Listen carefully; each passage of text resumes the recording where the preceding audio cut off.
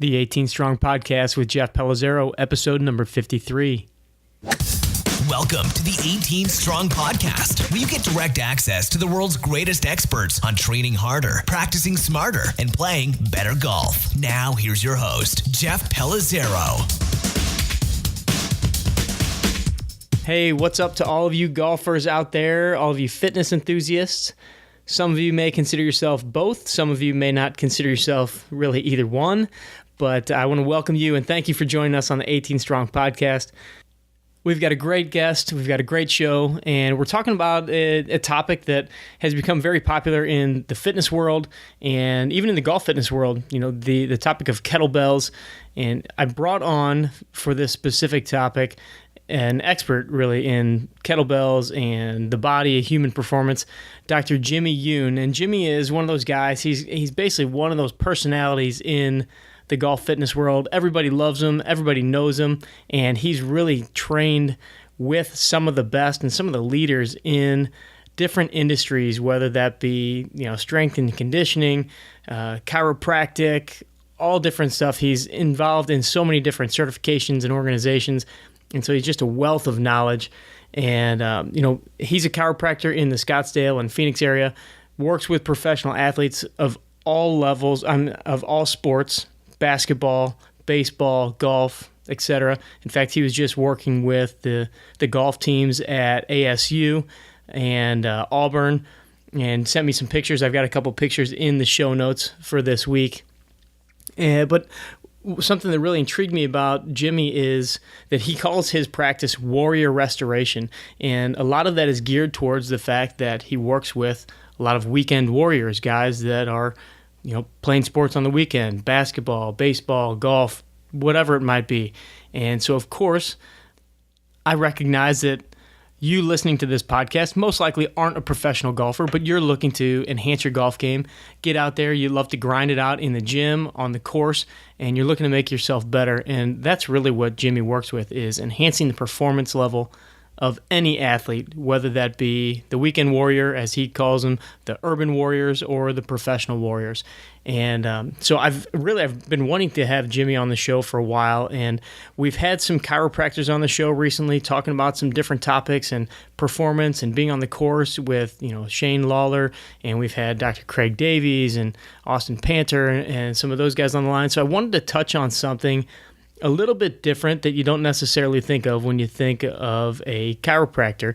And, you know, I know that kettlebells have become very popular in workouts and they can be very effective, but I've also seen some individuals in the gym utilizing kettlebells in what I would consider a not so safe fashion. And so I wanted to get down to the bottom of, you know, first of all, what is a kettlebell? For those of you out there that may not know, Jimmy's going to just simply explain what it is, why people use it, what the benefits are, why not just use a regular dumbbell or barbell or something like that.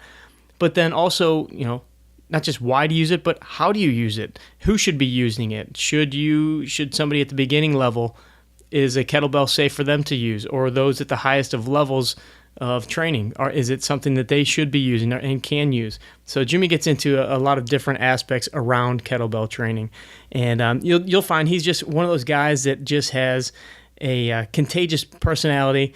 Very funny guy to talk to. This is the first time I've actually really had a chance to sit down and talk to him, aside from some social media type stuff. So, and also Jimmy is probably, aside from all of his wonderful work with his athletes and his clients, Jimmy may be even more well-known in the fitness world for the one t-shirt that he designed and is wearing in the cover photo that we use for the podcast episode. And it's kind of one of those t-shirts that just kind of embodies his personality. It embodies him. It embodies what we're talking about in the kettlebells for this episode. But I've seen them all around on Facebook. They've been shared everywhere. Tons of people have them, and people wear them with pride. I'm not going to give you any more details about it, but hopefully I've piqued your interest a little bit, and I guess you'll just have to head on over to 18strong.com and check out Jimmy's episode in order to see the shirt, see him, and I'm sure you'll get a little chuckle and enjoy it. All right, I'm going to let you get to the episode, so enjoy Jimmy, and I will catch you on the other side. All right, Jimmy, welcome to the 18 Strong podcast, and thanks for coming on, man. Oh, thanks for having me. Yeah, you bet. All right, so I got to get the scoop on the name of your company, Warrior Restoration. Give us a little details and background on that. It started off when I was opening my practice. I had the privilege of working with, when I was working at somebody else's practice, a lot of professional athletes, but at the same time, we would have a lot of weekend warriors.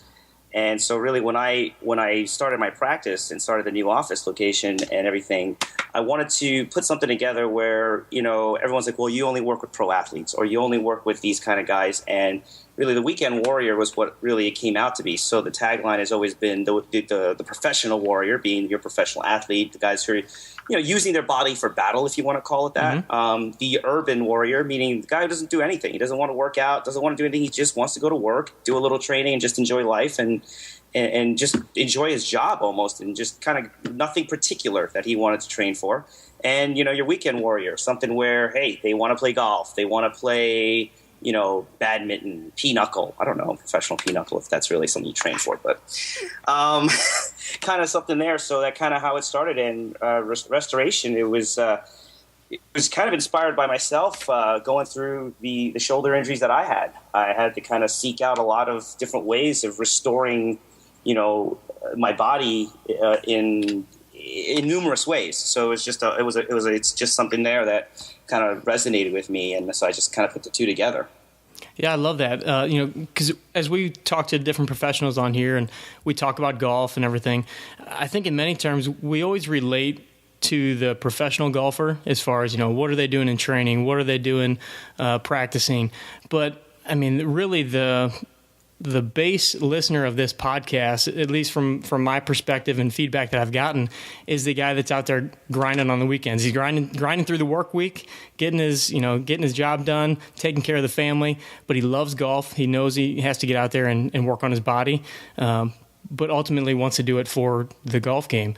And, so how do we take what you're doing at the professional level and bring that to the golfer? And so that's kind of the idea behind the whole podcast. So I love when I saw the name, Warrior Restoration, and then kind of did a little background, searching on your website and everything like that, kind of figured out that the weekend warrior was a big component of, your whole philosophy. I love that mission. Give us a little background on you personally. How did you get into this whole fitness, chiropractic, and then especially the golf world? Wow. Oh, that might take a little bit. But how did I get into chiropractic? I actually kind of stumbled into it by accident. Didn't kind of have like that. A lot of colleagues of mine had like that miracle story and, being authentic. I really didn't have one. I just kind of woke up one day and realized in college, I'm going to have to graduate. I'm going to have to do something for a living. And I knew that there were certain things I didn't want to do, which were kind of like, I can't be an accountant. I can't be that. It's just not in my personality. And really, just a friend of mine, got accepted to chiropractic college, and in my physics class, won't forget it. He's like, "Hey, I got in." I'm like, "Well, what the heck is that?" And he's like, "Well, and he kind of went over what he went through, and he's like, "Why don't you check it out?" And I was like, "What do you mean check it out?" I'm like, "I don't have any pain, I don't have anything." He's like, "Yeah, but why don't you shadow somebody?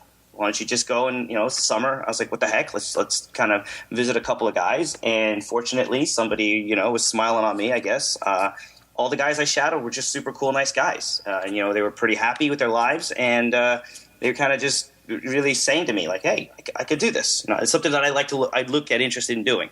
So that's how it kind of started, and went to chiropractic college again. Got lucky. One of my, I had a couple of really close friends, and we all kind of shared like the same kind of passions and same interests from a clinical standpoint, not just like friendships, but even clinically, we're like, "Hey, that's pretty cool stuff to learn." So we started learning, got certified in active release techniques at the time when there was about 4 courses. We did them all as students together. It was just kind of like, literally like camp. 4 of us would go together and learn it, and and we still talk to each other this day. I mean, we still talk to each other about that stuff. And then we kind of started my job out here in Arizona, and from there, it's pretty well. If you've read my website and stuff like that, it started off personal. I had an injury and I couldn't get it fixed, and it was frustrating. And luckily, I stumbled upon, I stumbled upon a perfect storm. And at the time, TPI was just really starting, Titleist Performance Institute. Functional movement I got introduced to, and the SFMA was really starting to be taught formally. And really, I took all those courses pretty much within the same few times because I failed every stream. I failed everything. It was always, hey, who's the textbook example of who couldn't do this? It'd be me. I mean, literally, it was me. People thought it was fake probably, but it really was me. And really started to open my eyes and just kind of started from there. Played with kettlebells. Fortunate enough with Dr. Mark Chang, he was in the first class with me. Bernard, who teaches for the SFMA, and we had a lot of just really smart, influential, but really just good people. Took me under the wing when we were students together, and yet at the same time we would help each other out. And kind of went into there. TPI, Lance Gill, Greg Rose, these guys, Dave Phillips, just same thing. New guy. Really didn't have anything to offer the team in terms of the golf information standpoint. And they just kind of were nice guys, and we just got to talking, and it just was fun for me. I mean, a lot of the stuff, it's just fun. It's just fun to kind of learn some new things, play a little bit. I mean, I get to play at my job, and that's kind of a cool thing. Yeah, it's work sometimes, but I get to play with it. And the golf world just kind of crescendoed. It kind of moved. Slowly and surely as I've gotten more and more knowledge, kind of really started to enjoy working with them. Great friends with Charlie Weingroff out there. He's just, I'm biased. I got so many good friends who just happen to be leaders, leading minds, but they're just great guys. So it's great to bounce some things off of them. Yeah, it's awesome.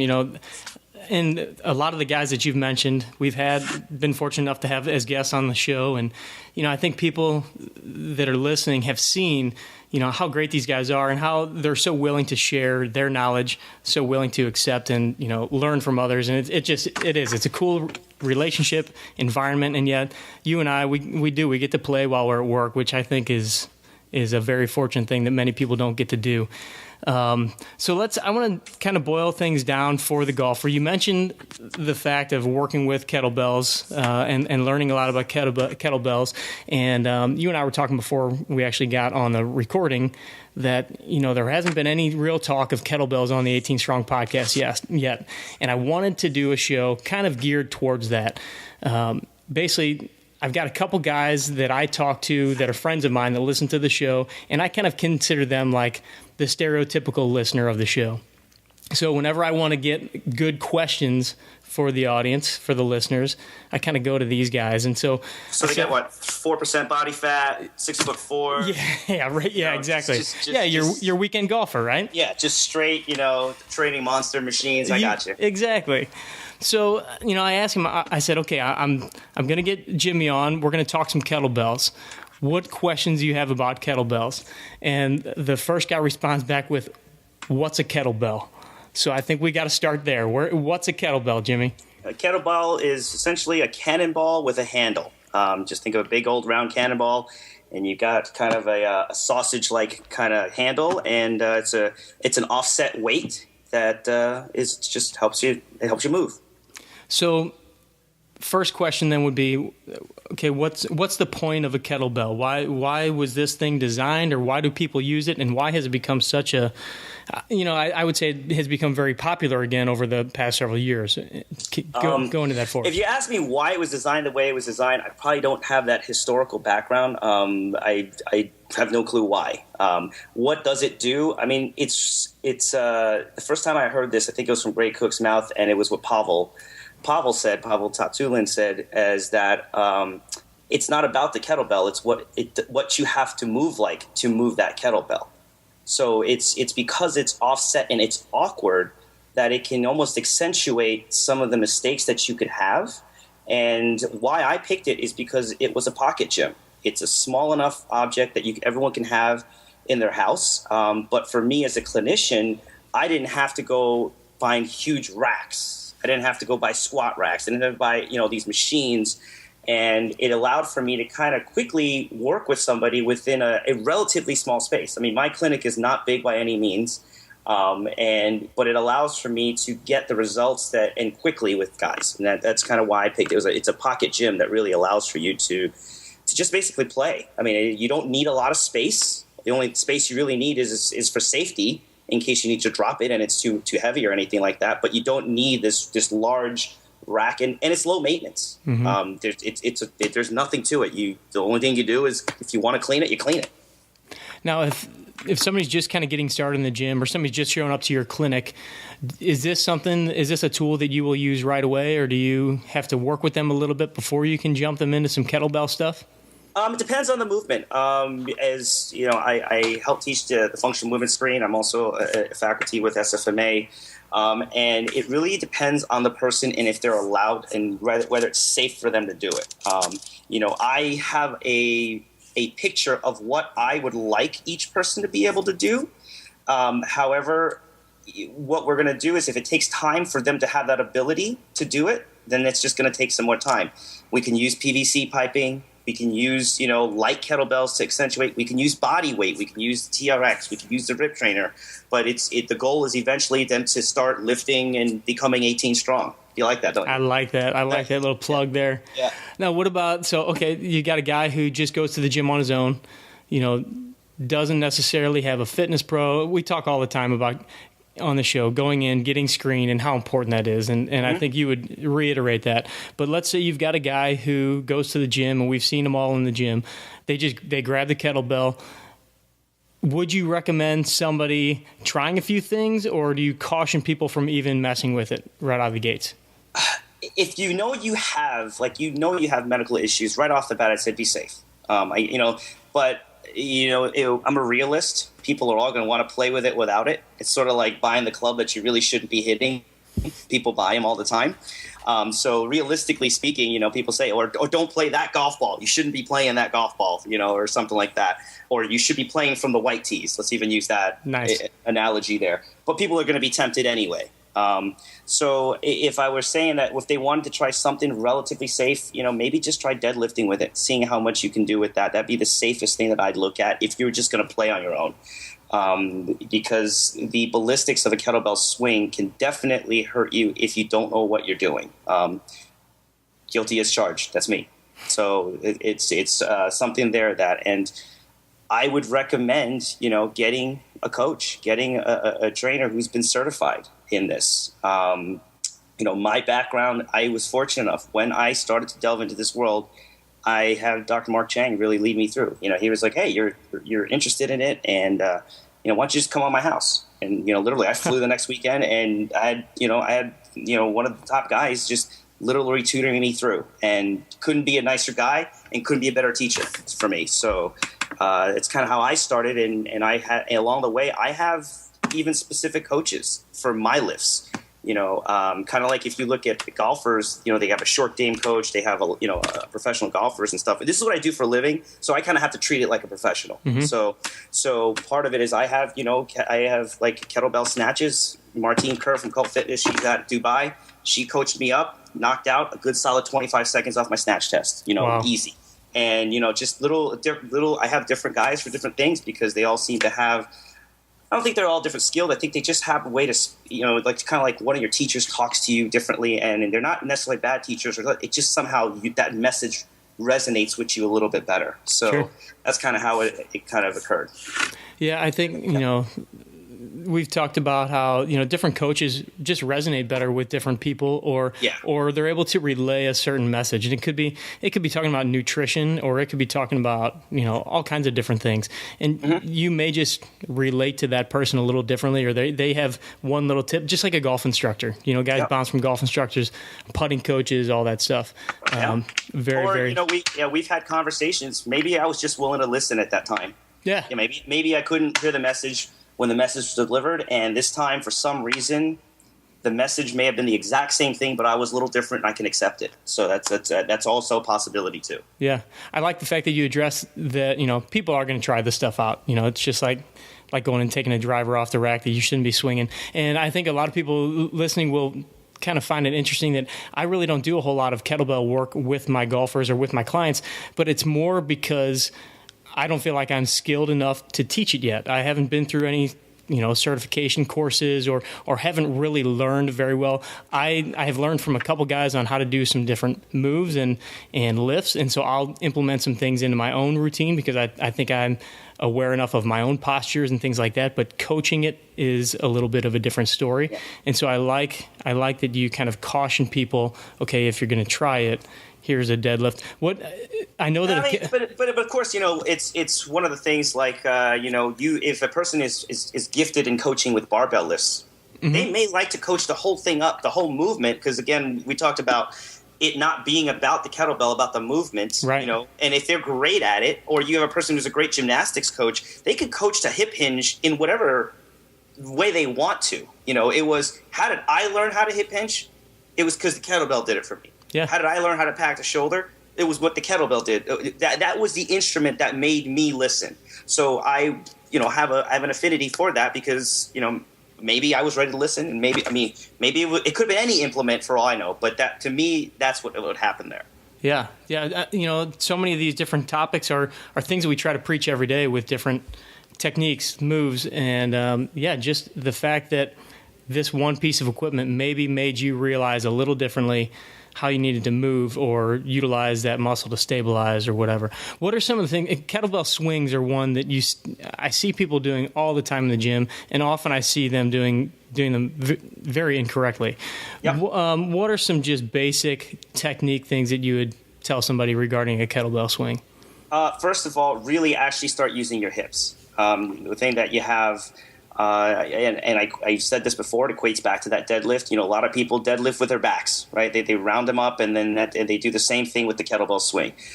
They won't use the hips, and if anything, they'll use their arms too much. They won't use that snap, and they really won't lock it out. And those would be the two biggest things, and that I see as a mistake that that I constantly work on, even with people I've taught. And I get it checked myself. Just a few weeks ago, was out in LA doing some project work, had it checked, and better. But guess what? I can't see my blind spots. That's why they're called a blind spot. And having a good colleague, having good friends, but my friends also know that when they're speaking to me as a colleague, I'm listening as a colleague, not as a friend. So, yeah.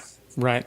What are a few of the main kettlebell exercises that, I'm sure people are going to look up some stuff on kettlebells after listening to this. Yep. What are some of the different exercises that you would suggest they kind of look up to get a little more info on? First one would be a kettlebell swing. I think it's a great ballistic exercise. It's based off a foundation of a deadlift, keeping everything safe. And it's really getting, let's just kind of use a golf perspective. It's really getting to use the ground. The modern golf swing and a lot of the schools have taught right now of making sure that you have that ground force contact. And that ground force contact is really felt via, the swing. So you really get to learn how to connect with the ground first. And of course, because it's ballistic, golf is a ballistic sport. Mm-hmm. I mean, for one moment in time, unless you're kind of playing 3/4 shots and stuff like that, but for one moment in time, you are basically there to obliterate the damn thing. So, I said damn. You're good. You're good. Right. But, that's PG-13 at least. Yeah, that's all right. Okay, good. But, you're there to obliterate that little white object that's probably looking at you and laughing at you. And that's what your goal is. And having that nice rhythm. So that would be one. And then, the one that I use for both the safety check for my golfers, even for my teams that I work with, is the Turkish get-up. It's just, you're going to get a lot of bang for your buck. And even if you don't have a kettlebell, you still can get a lot of bang for your buck learning that movement. So those would be the kind of two main ones that I look at right off the bat. And that's where I spend, most of my time, if I had to say with not just my golfers, but with just, other athletes, I would say I'd spend most of my time with those two, because I think those two have the biggest transference, and they're also the easiest to learn, but at the same time, the most difficult to master. Mm-hmm. Yeah. When you say you use the Turkish get-up as a check for your golfers, what do you mean by that? And then how does that movement relate to the golf swing? Well, the Turkish get-up, like I just did one with one of the golf teams out in Alabama, and what it was is when you don't have the weight, you still can make it an exercise, because it's about, hey, is your shoulder here? Is your back here? Is your heel up? Is your knee caving in? Are you losing anything? Are you turning? Are you skipping? Was one side different than the other? It gives you a nice little, even without weight, even though the exercise that you see most people doing it with is with a kettlebell. But when I first teach them, I'm not going to put a weight underneath them. You know, you're going to learn where is your body? Is it used to vertical? Is it horizontal? And your hands become your feet at one point. Your feet become literally just they're just there to move and brace, and you have to have a little good footwork. You have to. I mean, nobody believes it, but I think as you get higher and higher in level of golf, there's a lot of footwork involved. That weight shift is heavy. Yeah. You know, it's quick, it's fast, and you know you have to move. So I have a lot of my guys. You know, hey, get off the plane. You don't know what to do, or you feel a little off. Do a get up. Do it without any weight. You know, it's not a problem. You know what it feels like. It should be feeling like, and whatever you don't feel like is right, you have a way to either floss it with the Turkish get up, move it a little bit, or at the same time, you have your foam roll with you. You find something that's not quite right. You know, it's safe. You can go ahead and foam roll that area out. So that's the reason why I like it. You know, I mean, you can't have somebody kettlebell swing. I mean, not like anyone could just bring a kettlebell with them on the road. You know, it's right. a pocket gym, but it's still an awfully heavy. Well, it's a heavy check-in fee right. if you're going to check it in, yeah. and not everyone has them. So the swing itself is difficult to make that adaptable even on the road. You know, with professional golf, these guys are plane delays, getting in late, rain delays, got to go somewhere here. And I only have so much equipment I can carry. It's difficult to just say, hey, just carry a 16 pounder, a 16 kilo. I mean, even then, it's just like you break something. Yeah. So yeah. Now, I think that movement, you have to be so aware of your body and what things are doing, and that just totally relates to the golf swing. The proprioception of, just being more aware of your different positions and how your shoulders feeling and hips. Not that that's stuff that you're really thinking about in your swing, but it's things that you have to be aware of when you're practicing, when you're going through, maybe activation drills and movement patterns and things like that. And the Turkish get up is, I can't think of a better exercise to make you focus on those things. Yeah, and that's whenever I have some difficulties with lifts or any other of my lifts, that's usually one of my little go-tos, just to see what's going on here. What do we have? And my players, if they say, hey, I got literally no time to do a little quick little training session, what can I do? Like, hey, you got some bands, you could do this, you got that. Let's do Turkish get-ups. Take a full minute to get to the top. Take a full minute to get to the bottom. You'll feel some stuff, and we kind of use that methodology. What do you think? So let's say we have somebody who is pretty decent in the gym. They have, their training level is pretty decent, and they're looking to get a couple kettlebells for home. But I know that those things, they can be expensive. And if you're just looking to get maybe 2 or 3 of them, or what would you recommend kind of as a starter kit? Do you get several different weights? You get 2 of the same weight? What would you recommend? The first starter kit thing I would do, and full disclosure, I'm very biased with this kind of stuff. The first starter kit I do is just get yourself to a functional movement screener. Let's check your body first, because it's equivalent to club fitting. Let's kind of take a look at, do you have a soft shaft, a regular shaft, a stiff shaft? Well, that's equivalent to picking the right weight for you. The right weight for you, and what it would do, because you could be coming into something. It's very effective, the tool, because it's offset. But like everything else, a golf club could be very effective in the right hands. But you could be a good golfer and just have the wrong set of clubs and not get the effectiveness that you want. Well, you could be picking up the wrong size weight for you that you just can't be doing, and it actually can cause some problems. Like if you use too stiff a shaft, you could develop bad swing habits. Yeah, and you could be a perfectly great mover, and we don't know. So that would be it. I made that mistake, and I will tell you full blown. I made the mistake of, so I read on the internet. All right, the average male is going to be a person who probably should have a 24 kilo bell, and so of course you're reading the thing and go, well, I'm average, right? Or maybe I'm above average. Yeah, yeah, but I'm a 5'7" Asian guy. Like, that's an average Asian guy maybe, but not average. And I bought it. I bought the one, and I didn't even know what I was looking for. Just bought it, and come home playing with it. And I'm like, what the heck am I doing? And It was just terrible. Meanwhile, in the history of so I go and half of these guys I'm getting to coach me. They're like, what the heck are you doing? You're using something so heavy. You're making yourself worse as you keep doing it. Let's switch you back. Let's dial you back. Let's turn down the ego and let's just we'll get you there. So, it's sort of like, hey, what are you doing hitting a driver? We just need you to just learn to swing right now first, okay? Yeah. Yeah. So I would say that. But having said that, everyone's going to want to try their own and, buy the driver off the rack. If I were saying that, I would probably definitely have, for a male, a 16 and a 24. Because I think it gives you options to learn just to make flexibility, and it's a minimal investment. Mm-hmm. And, I think from a female standpoint, barring any crazy injuries, I'd look at probably maybe a 12 kilo and maybe a 16 kilo. Yeah. Gotcha. Yeah, I think it's important to point out the fact that, these can be such a great tool and they can be amazing. Just like a dumbbell can be a great tool, a barbell can be a great tool, but you got to learn how to use these things properly. So know going in that you can hurt yourself or you can make yourself a lot better. But you have to have somebody guiding you along the way if you don't know what you're doing. And of course, the question is why are they doing this? I mean, if it's your average male marathon runner who wants to run marathons every weekend, he or she, let's just say average male or female, to kind of, they may have different requirements that they need for their hobby. Mm-hmm. And somebody who's a golfer may have different requirements for their hobby. I believe in really, if a person's going to go start investing in their golf game, he has to assemble the right team behind him. Getting getting a golf pro. If you're going to really spend money and invest on this stuff, a lot of people say you could get, and we've seen this, you could get so much better without ever changing clubs. You don't need to change equipment. You don't need to change anything. All we have to do is change some things of your instruction, changing who's your team behind you. Because if you don't have one, it's real difficult. I have a team behind me. I can't see my blind spots. I know that. It's just the way it works.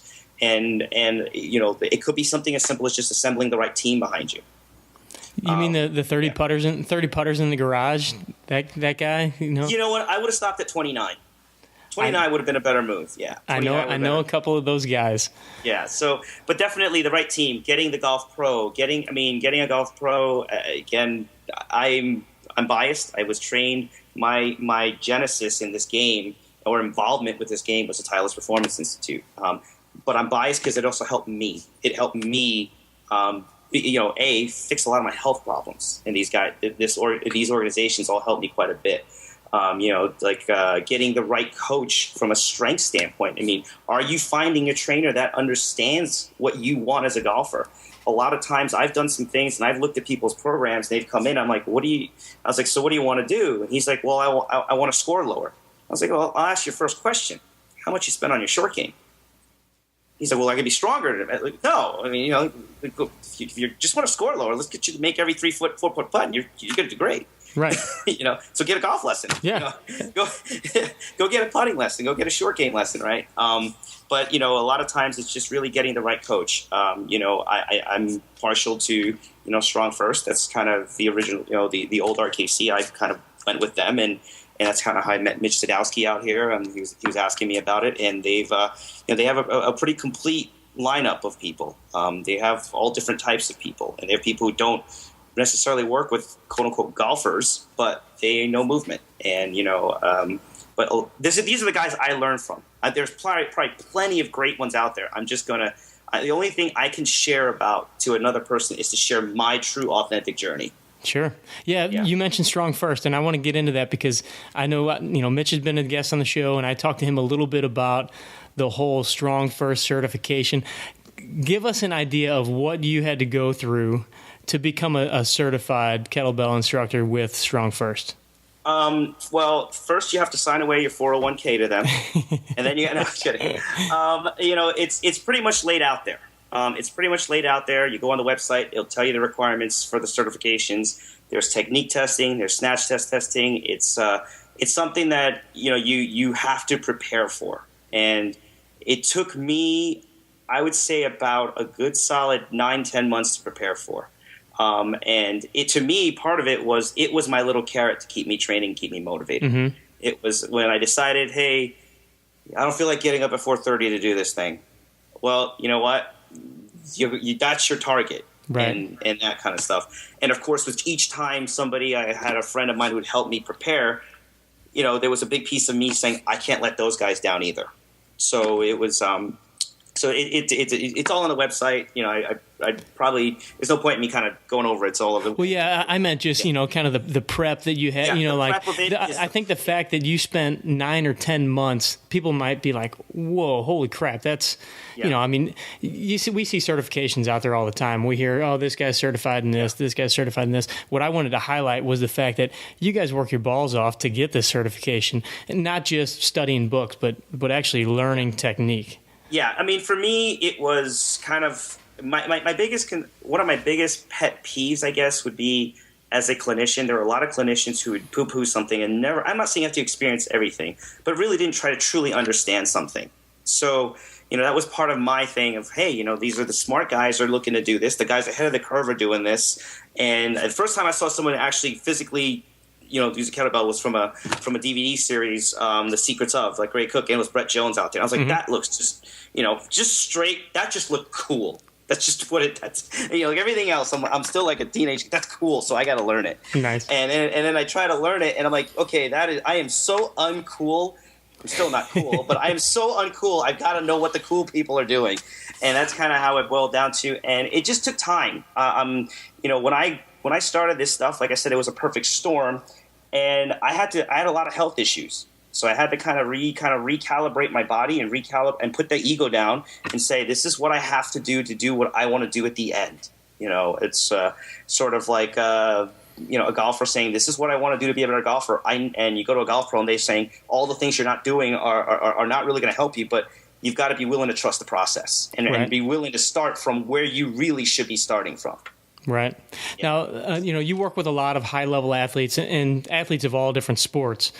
What would you say is the difference, or not, I don't know if difference, let's say the differentiator between working with a golfer and some of the other sports like football, basketball that you work with? What are some of the different things that you apply? The bigger thing that I would say for me is the travel schedule. With golf, the seasons is long. Whether it's college or whether it is pro, and your schedule is long. So really trying to figure out how to work with them within their schedule, and then they come in telling us, the peak tournaments, what are they shooting for, and where are they at, or where, do they have what I need to have, the tools and the equipment to do it?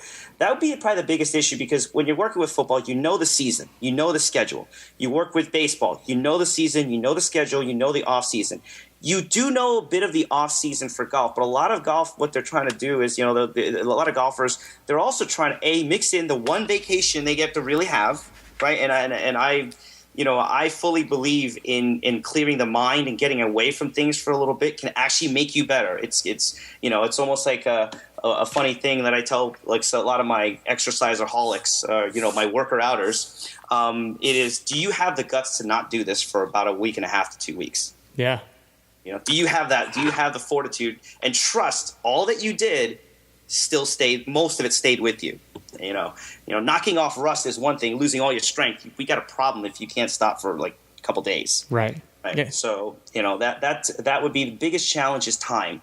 And getting them, because I have guys who say, well, here's the strategy, here's what we're going to do, preparing for the season, here's where I'm at, XYZ, my coach is coming in, we're going to be working on these things for me this season. How do I make sure that it's not that I don't think that you're not going to get sore or anything like that. It's just that I've got to make sure that you're able to do the things that you want to do for your game, because in the end, pros and college kids, I mean college golfers, they're I equate it to they have a job. They have a job to do well on their team, right? I mean, that's as a competitive golfer, that's what they're looking for. My high schoolers, you have a job to do well, because if you truly have a passion for this and you're trying to get that scholarship, well, then we have to be aware of that. So really a goal setting standpoint and a time budget standpoint is going to be a big. That's the bigger issue, because the season is so different for everybody else.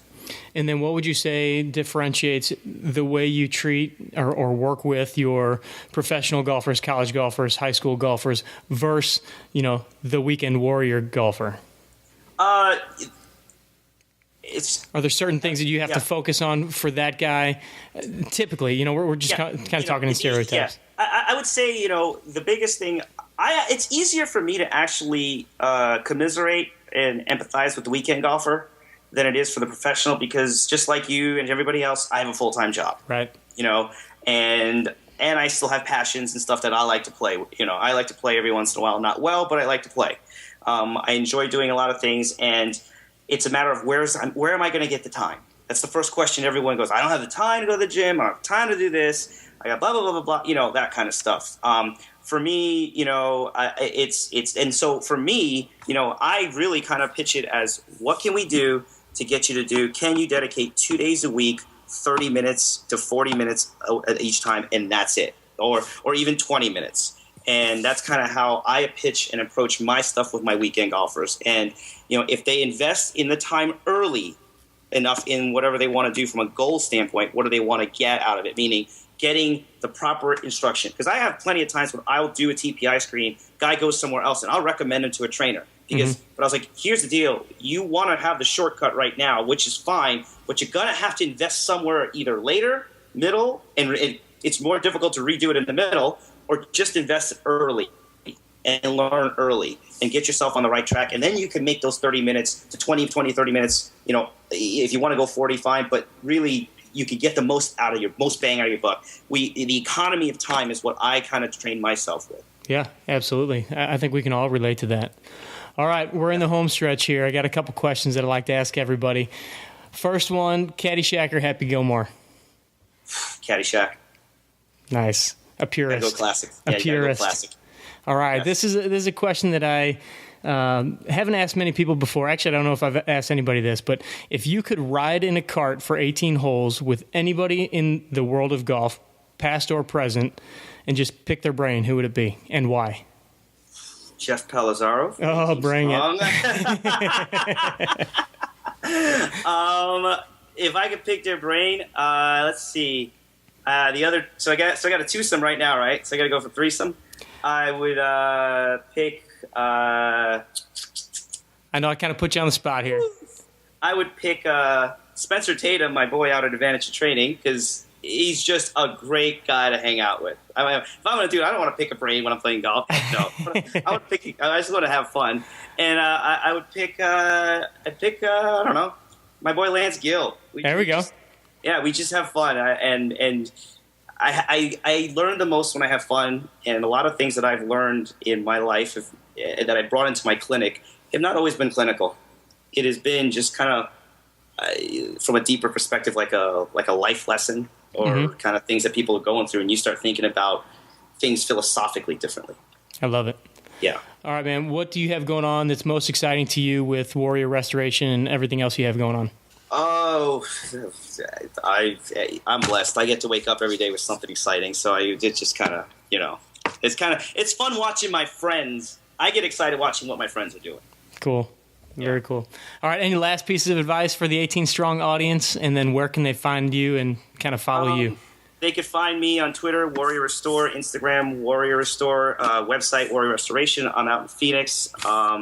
And usually my goofy escapades are all over the map. And there's really no last words. Just have fun and, stay classy, I guess. Stay classy. I love it. All right, man. I appreciate the time. And I know that the audience is going to get a ton out of this interview. So thanks for hanging, man. Anytime. Thanks for having me. You bet. As you can definitely tell, Jimmy is a guy that really, really loves his job. He's very passionate about it, but he has a lot of fun with it as well. Working with his athletes, working with his weekend warriors, his urban warriors. He really is just in tune with what the client needs, what the patient needs, and working on, helping them achieve their highest level of performance, whatever that is in regards to their goals and their needs and, what they're trying to do in their life, in their sport, in their fitness level. I definitely encourage you to check out Jimmy on his Instagram, Facebook, Twitter pages. He always posts some great pictures, some different insights into the training world. I have put up a couple videos on the show notes page just to show what he was talking about with the Turkish get-up, what that is. So you can go to 18strong.com and look up Jimmy Yuan, Yuan, and also put one on there for the deadlift. And if there's some other resources that we find that might really be able to emulate what he's talking about with different lifts or different kettlebell resources, maybe to get you started basically from the ground up, we'll find some stuff and we'll put it in the show notes page so you can kind of get a little basis from there if you want to start working kettlebells into your routine. And hopefully in the future we'll start putting together a few resources of our own here at 18 Strong. I know we've got some people on our team and some of the professionals that we've brought on the show so far that are very well versed in kettlebells, and maybe they'll be willing to help us out with a couple of videos here in the near future. I am extremely honored. Jimmy informed me that I am going to be getting one of these infamous t-shirts that I told you about before, which you still need to go check out at 18strong.com, which you can bet I'll definitely post up some pictures on our social media platforms because it is the greatest t-shirt known to man. And last of all, Jimmy, just want to thank you. If you're listening to the show, thank you for coming on. Really appreciate it. And I can't help but say that every time I say Jimmy, it reminds me of that Seinfeld episode, Jimmy Jumps High. So hopefully, Mr. Yuan, you appreciate that one. And as always, I want to thank you for coming in and listening to the 18 Strong podcast. We've always got some free gifts for you over at 18strong.com. Just head over there. You'll see, usually on the right-hand side of the screen, there will be something that we're giving away to help you with your golf game, help you get better at the fitness level, the mental side, the physical nature of the game. So always go over to 18strong.com if you haven't been there to check it out. Check out the old podcast. We've got a ton of good guests, great guests on the podcast. And we've also got our YouTube channel, which is steadily building with a lot of content. Just shot some videos on some orange whip drills. If you don't know what the orange whip is, head on over there and check that out. Great tool you can use to warm up. So we did some videos there. We've got some yoga videos coming up. All kinds of good stuff from the 18 Strong team here. So as always, I want to thank you. And don't forget, train hard, practice smart, and play better golf. Thanks for listening to the 18 Strong podcast at www.18strong.com. And remember, train hard, practice smart, and play better golf. Yeah, well, before we start, Yo. how clean does a language have to be?